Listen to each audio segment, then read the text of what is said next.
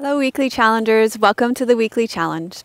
Over the last few weeks and months, I have noticed a recurring theme amongst many of us in our membership community. That is, when we hit an obstacle in our physical practice of asanas, we feel we've come up against a roadblock in our yoga practice. I receive a lot of questions in the Ask Melissa section about what yoga classes I can do when I've broken my leg or my wrist or my arm or some other part of my body that is out of commission. The other question that I receive is, I'm sick. What yoga class can I do? In fact, this question was coming up so often that I created a whole series on the site called Yoga for Recuperation. And I'll link to that in the show notes. So what stands out to me about this questioning is that it views our yoga practice as one-dimensional, or to use a medical metaphor, as only one note. For example, my Chinese medicine doctor doesn't really love the herb ginseng. Although it is known for boosting energy, she says it only has one note. What is much more beneficial is to have an herb or supplement that's going to be multidimensional or harmonic, that's going to hit many notes.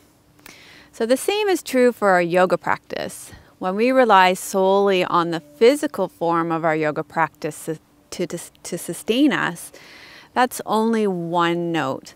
So inevitably, when we get sick or injured, we feel let down by our bodies or our yoga practice.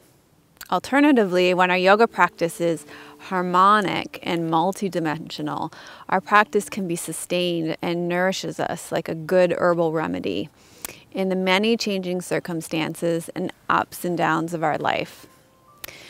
So the Bhagavad Gita recommends 4 major paths of yoga: meditation, bhakti yoga, which is the yoga of devotion, jnana yoga, the yoga of study, karma yoga, which is the yoga of selfless action.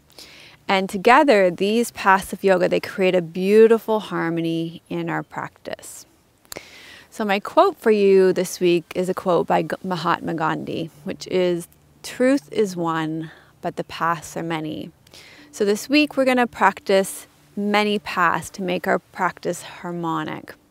You can join in for as much or as little of these practices that make sense for you in your life. But I'm going to outline classes for you all the way from Monday through to Sunday that incorporate all of these practices.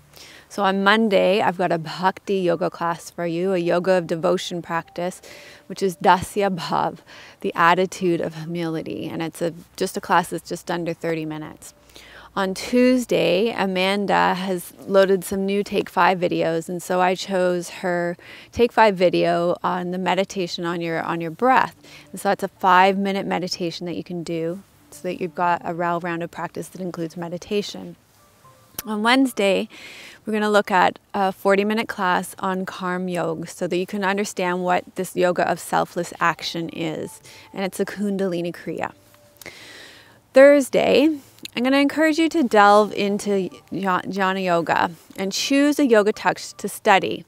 It could be the Bhagavad Gita, and we're reading Eknath Easwaran's Classics of Indian Spirituality. I'll link to the one we're reading, the translation we're doing. Or you could join our book club and join in for Anadea Judith's Wheels of Life or Eastern Body, Western Mind, and join in the discussion, and all the links will be there. Or pick up any spiritual book that you're reading and share your reflections here. On Friday, I've chosen a chair yoga class because often the questions are about what I can't do when I can't stand up. So this is a class you can do when you can't be on your feet. That's a 40-minute class. Saturday, I've put in another meditation. It's a meditation on love. It's just over 15 minutes. And so this is kind of combining meditation and bhakti yoga. And finally, on Sunday, I included our most recent Namaste Yoga, which is all about harmonizing your energy. So it's a very well-rounded practice this week. It moves you from one note to many notes. So let's look at our journal questions for this week. What is opening you this week as you harmonize your practice? What do you receive from your meditations on your breath and on love? How has the study of spiritual text enriched your practice this week? What is one experience